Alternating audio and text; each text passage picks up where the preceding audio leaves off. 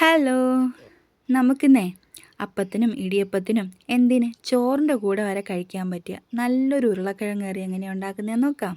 സിമ്പിളാണ് കേട്ടോ, അധികം ഇൻഗ്രീഡിയൻസ് ഒന്നും ചേർത്തിട്ടുണ്ടാക്കുന്നതല്ല, സിമ്പിളായിട്ടുള്ള ഉരുളക്കിഴങ്ങ് കറി.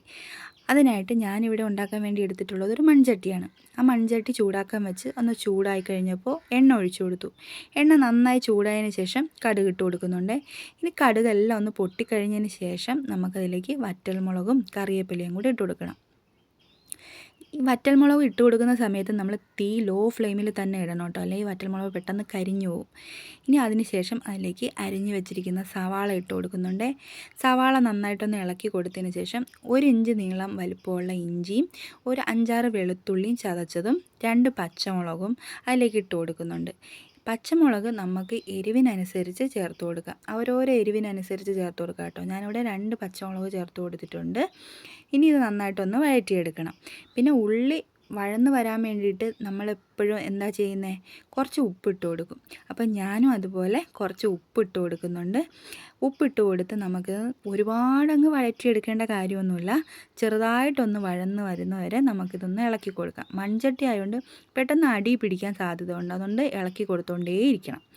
ഇനി ഇതൊന്ന് ഇളക്കി കൊടുത്തതിന് ശേഷം ഇതിലേക്ക് കുറച്ച് മഞ്ഞൾപ്പൊടി ഇട്ട് കൊടുക്കുന്നുണ്ട്. പിന്നെ നമുക്ക് എരിവിന് ആവശ്യത്തിന് മുളക് പൊടി ചേർത്ത് കൊടുക്കാം. ഞാനിവിടെ എരിവുള്ള മുളക് പൊടി തന്നെയാണ് ചേർത്ത് കൊടുക്കുന്നത്, കാശ്മീരി ചില്ലി അല്ല. കളർ ആവശ്യമുള്ളവർക്ക് കാശ്മീരി ചില്ലി ചേർത്ത് കൊടുക്കാം കേട്ടോ.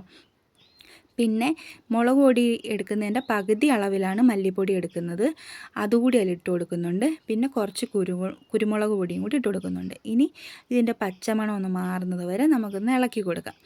നന്നായിട്ട് ഇളക്കി കൊടുക്കണം കേട്ടോ, കാരണം എന്ന് വെച്ച് കഴിഞ്ഞാൽ ഇല്ലെങ്കിൽ പെട്ടെന്ന് കരിഞ്ഞു പോവും. പിന്നെ ഇതിലേക്ക് ഒരു വലിയ തക്കാളി അരിഞ്ഞതും കൂടി ചേർത്ത് കൊടുക്കുന്നുണ്ട്. ഇനി തക്കാളി അധികം അങ്ങ് വെന്ത് കുഴഞ്ഞു വരേണ്ട കാര്യമൊന്നുമില്ല, ചെറുതായിട്ട് അതൊന്ന് വെന്ത് വന്നാൽ മാത്രം മതി. ഇത് നന്നായിട്ടൊന്ന് ഒന്ന് വെന്ത് വരുന്ന സമയത്ത് നമുക്ക് ഇതിൻ്റെ മെയിൻ ഇൻഗ്രീഡിയൻസ് ആയ ഉരുളക്കിഴങ്ങ്, അത് ഞാനിവിടെ വൃത്തിയാക്കി അരിഞ്ഞ് വെച്ചിട്ടുണ്ട്. അത് നമുക്കിതിലേക്ക് ഇട്ട് കൊടുക്കണം. അധികം വലുപ്പത്തിലും അല്ല, എന്നാൽ തീരെ ചെറുതായിട്ടും അല്ലാത്ത രീതിയിലാട്ടോ അരിഞ്ഞെടുത്തേക്കുന്നത്. ഇനി ഇത് നമുക്ക് ഈ മസാലയിലോട്ട് ഇട്ട് കൊടുക്കാം.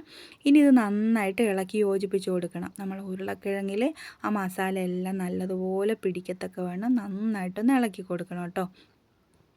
നമ്മളിതിൽ വെള്ളമൊന്നും ഒഴിച്ചിട്ടില്ല, അതുകൊണ്ട് തന്നെ നന്നായിട്ട് ഇളക്കി കൊടുത്തുകൊണ്ടേയിരിക്കണം. ഇനി നമ്മളിതിൽ ചേർക്കുന്നത് ഗരം മസാലയാണ്. കുറച്ച് ഗരം മസാല കൂടി ചേർത്ത് വീണ്ടും അത് നന്നായിട്ട് ഇളക്കി കൊടുത്ത് അടി പിടിക്കാൻ ചാൻസ് ഉണ്ട്, അതുകൊണ്ട് തന്നെ പെട്ടെന്ന് ഇളക്കി കൊടുക്കുന്നുണ്ട്. എല്ലാവരും മൺചട്ടിയിലായിരിക്കില്ല വെക്കുന്നത്, ഞാൻ പക്ഷേ മൺചട്ടിയിലായതുകൊണ്ടാണ് ഞാനിങ്ങനെ പറഞ്ഞുകൊണ്ടേയിരിക്കുന്നത് കേട്ടോ. അപ്പോൾ മൺചട്ടി വെക്കുന്നവർക്ക് വേണ്ടിയിട്ടാണ് ഞാനങ്ങനെ പറയുന്നത്. ഇനി നമുക്ക് ഇത് ഉരുളക്കിഴങ്ങെല്ലാം വെന്ത് കിട്ടാൻ വേണ്ടിയിട്ട് നമുക്ക് വെള്ളം ഒഴിച്ചൊന്ന് വേവിക്കണം. അപ്പോൾ അതിനായിട്ട് നന്നായിട്ട് ഇതുപോലെ തന്നെ വെള്ളം ഒഴിച്ച് ഉരുളക്കിഴങ്ങ് പെട്ടെന്ന് വെന്ത് വരുമല്ലോ, അതുകൊണ്ട് നന്നായിട്ട് ഹൈ ഫ്ലെയിമിലിട്ട് തന്നെ നമുക്കിത് നന്നായിട്ട് തിളപ്പിച്ചെടുക്കാം. നന്നായിട്ട് തിളച്ച് കഴിഞ്ഞാൽ നമുക്കിതൊന്ന് അടച്ച് വെച്ച് ഒരു 5 മിനിറ്റ് നമുക്ക് വേവിച്ചെടുക്കുമ്പോൾ തന്നെ ഉരുളക്കിഴങ്ങ് നന്നായിട്ട് വെന്ത് വരും. അതിന് ശേഷം നമുക്ക് തീ ലോ ഫ്ലെയിമിൽ ആക്കിയിട്ട് ഒന്ന് വറ്റിച്ചെടുക്കുന്നവർക്ക് വറ്റിച്ചെടുക്കാം, ഇല്ല ലൂസായിട്ട് തന്നെ വേണമെങ്കിൽ ആ രീതിയിൽ തന്നെ എടുക്കാം. ഇതിനിടയിൽ നമുക്ക് ഉപ്പിൻ്റെയൊക്കെ ടേസ്റ്റ് ഒന്ന് നോക്കാം കേട്ടോ. ഉപ്പ് കുറവാണെന്ന് തോന്നിക്കഴിഞ്ഞാൽ കുറച്ച് ഉപ്പ് കൂടി ഇട്ട് കൊടുക്കണം. എനിക്ക് ഇച്ചിരി കുറവായിട്ട് തോന്നി, അതുകൊണ്ട് ഞാൻ കുറച്ച് ഉപ്പ് കൂടി ഇട്ട് കൊടുത്തിട്ടുണ്ട്. ഇപ്പോൾ നമ്മളെ കറിയെല്ലാം ഏകദേശം നന്നായിട്ട് ഇതുപോലെ ഒന്ന് വറ്റി വന്നിട്ടുണ്ട്.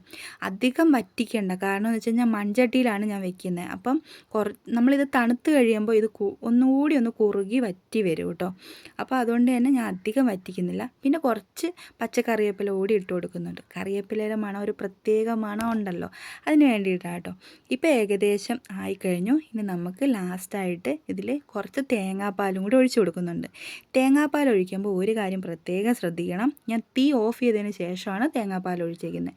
നിങ്ങളും അതുപോലെ തന്നെ ഒഴിക്കണം കേട്ടോ, കാരണം ഇല്ലെങ്കിൽ കറി പിരിഞ്ഞു പോകും, പിന്നെ അതിൻ്റെ ടേസ്റ്റ് വ്യത്യാസം വരും കേട്ടോ. അതുകൊണ്ടാണ്.